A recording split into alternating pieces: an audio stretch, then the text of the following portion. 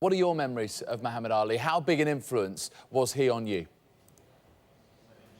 Well, I think getting to know Muhammad Ali, I mean, I got him late, but, you know, the George Foreman fight, the Michael Dokes, the Larry Holmes, and I was just watching him the other day with, I think Michael Dokes threw 21 punches and he dodged them all. He just had speed, he had accuracy, he had power.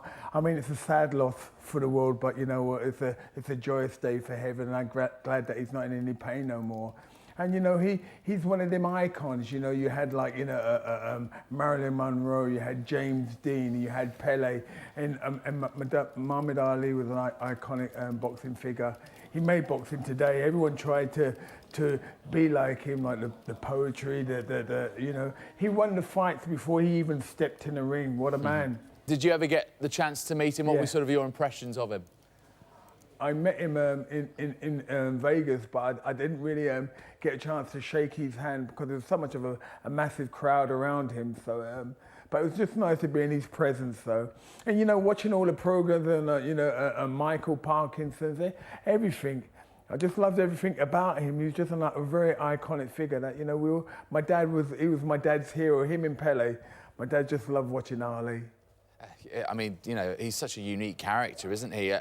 What is it about him, more than 30 years since his last fight, that he is still held in such high esteem? We've had some wonderfully talented world champions since then, but what is it about him that makes that just last and endure through the ages?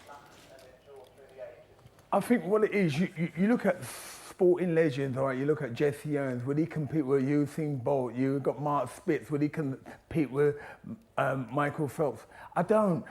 But with Muhammad Ali, I think that he would have matched all the heavyweights today, even though he's much lighter than him, but he had speed, power, he had footwork, he had a great chin, he had good movement, he had that rope-a-dope, and like I said, when Michael Dokes tried to hit him 21 times and he missed them all. I mean, you know, I think he would survive in today's day and age of boxing at heavyweight division. With people like Klitschko and all them, I just think he would live with them all day. They were in the same league as him. Even though they've been world champions for 10 years, I don't think they would have lived with Muhammad Ali. Not at all.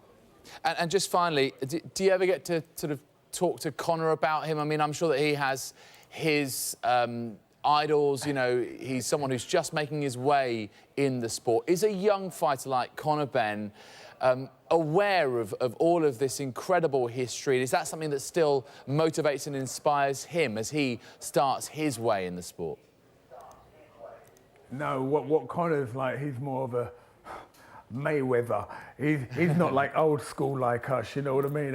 You know, but I would like to educate him on Muhammad Ali, but he's more of he's a new generation, we're the old generation. Fantastic. It's been an absolute pleasure speaking to you, Nigel. Thank you so much for your time. Thank you much, David. God bless you.